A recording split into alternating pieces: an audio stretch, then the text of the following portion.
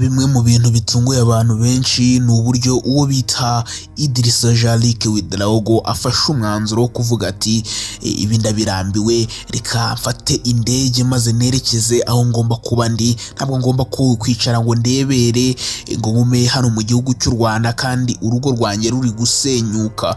Murabizi neza ko mu minsi yashize aribwo Niyo Bosco yatangaje ko uyu Idrissa Ouedraogo ubwe ku giti cye atazi ibiri kujya mbere, atazi umukobwa we cyangwa se umugore we Ishimwe Vestine ahaherereye, ndetse na buri kimwe cyose nta makuru nyine yari agifiteho.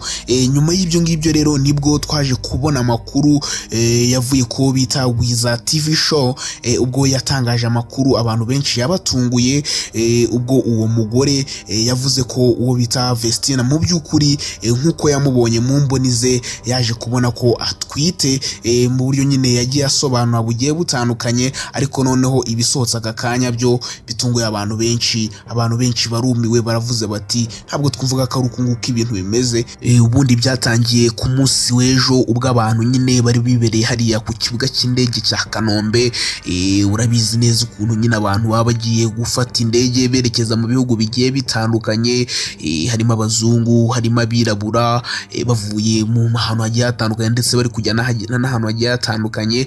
Nibwo rero haje kugaragara uwo bita Idrissa Jalike Ouedraogo afite ibikapu ndetse ubona ko yiteguriye urugendo, ariko nabwo mbere nibwo abantu bari bibajije cyangwa se bagiye bavuga amagambo agiye atandukanye, bavuga ko uwo bita Ishimwe Vestine ari Musanze, gusa n'abandi bagiye bavuga ko we ari mu Bugande, n'abandi nabo bagakomeza kuvuga ati uri ari muri Canada, abandi bati ari mu Bwongereza hari kumwe na sheri wa manager we Irene.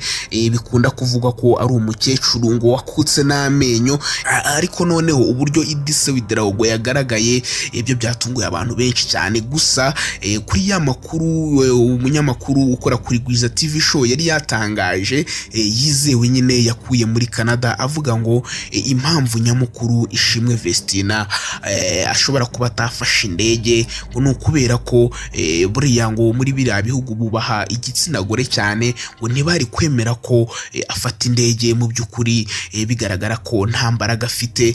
Murabizi ko nyine byigeze kuvuga ko atwite, abantu bakabigira ibinyoma, gusa umugore mukuru rwose umenyereye nyiri ibintu by'abantu batwite ndetse akaba nyine yareba umuntu akabimenya, we yavuze we ubwe ku giti cye yaravuze ati uriya mukobwa twabonye atwite. Rero bikaba ariyo mpamvu ishobora kuba gutuma baramusize nyine hariya muri Canada. Ariko noneho abantu bakibaza bati ese niba yari atwite koko ririya tangazo twabonye ni iryo kubera iki?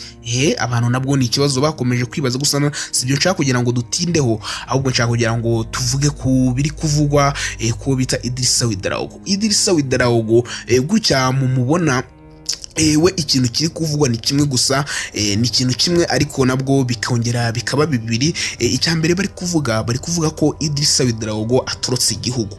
Bari kuvuga bati Idrissa Ouedraogo aturutse igihugu bitewe na pressure cyangwa se amagambo abantu benshi bari kugenda bavuga atandukanye, ngo bitewe nuko ngo nyine ngo mu gihugu abantu bari kugenda bamutota bavuga bati wakoreye icyo umukobwa wacu, ngo n'ibindi byinshi nyine, ngo kuba ari mu gihugu nta mugore afite, kandi ari we nyine bari babanye hano mu gihugu cy'u Rwanda, nta nshuti nyinshi afite mu gihugu cy'u Rwanda, ngo nabyo ubuzima buri kumugora, ngo niyo mpamvu yisubiriye iwabo muri Burkina Faso. Ariko noneho abantu bakavuga bati ahubwo abangaba ni agatwe badukinnye, bavuga bati uyu nguyu wari umupango karundura wapanzwe kuva kera, ngo kubera ko bari barabuze uburyo bavuga ngo basezeye abantu bose. Baravuze bati twebwe tugiye kuba wenda nko muri Canada cyangwa se tugiye kuba nko muri Burkina Faso, ngo hari uburyo biri kuvuga ko ngo umuryango wa Vestine wari waranze ko Vestine yava mu gihugu cy'u Rwanda ngo ajye hanze. Hanyuma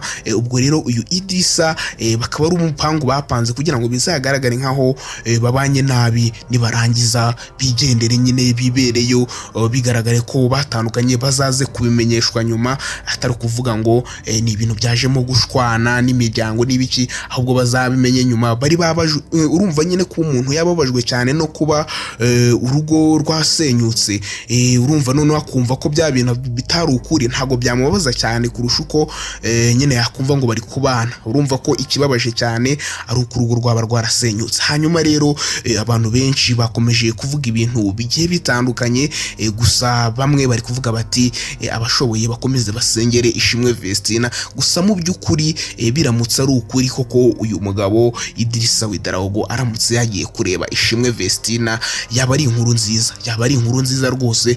Turamutse twumvishe ko nari ratangazo ryatangajwe ryari ibinyoma, tukumva ko ibi bintu byose byari biri kuba bitari byo, mu by'ukuri ndabizi neza ko twakishima rwose, kubera ko umukobwa wacu Ishimwe Vestina turamukunda cyane, ntabwo tumwifuriza ikintu kibi icyo ari cyo cyose.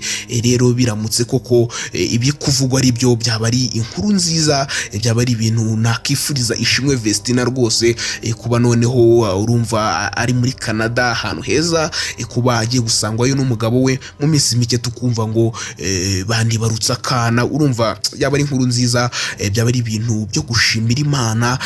Hamwe twagenda tugafata umwanya tugashimira Imana rwose, tukavuga tuti Imana warakoze kubwo guha umuryango mwiza Ishimwe Vestina. N'ikindi abantu bakomeje kugarukaho ni ikintu kivuga kiti ese aba bantu ni gute bashwana mu buryo nyine busa nkaho bwihutishijwe, kubera iki nta kimenyetso na kimwe kigeze kigaragara habe na kimwe, wenda ngo twumve n'abantu bari kuvuga bati ntibameranye neza, wenda ubukene bamereye nabi. N'abantu twumvaga ko bameze neza by'ukuri, nyine atari ukuvuga ngo hari ikibazo kiri mu muryango wabo, ahubwo abantu benshi birirwaga bavuga bati igisigaye ni ukubyara, kubera ko igihe bari bamaranye ntabwo ari igihe navuga ko ari gito. Uruva niba barasezeranye mu kwezi kwa 7, ndavuga imbere y'Imana, barangiza tukaba twari tugeze mu kwa 11, ni ibintu byari gushoboka ko Ishimwe Vestina yaba atwite. Ari nabyo abantu nyine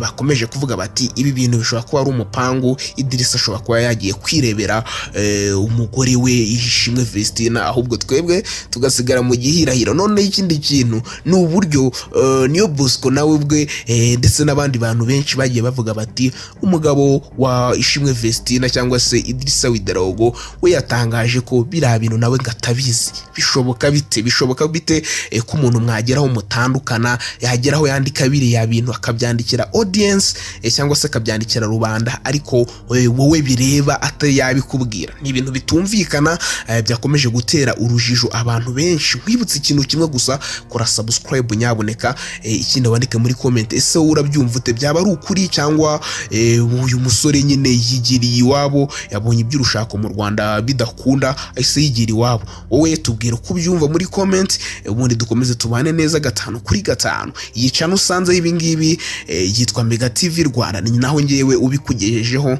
nge bita Ibel uhishura ibyahishwe. Reka nkubwire ngo amahoro y'Imana akomeza abane nawe naho ubutaha.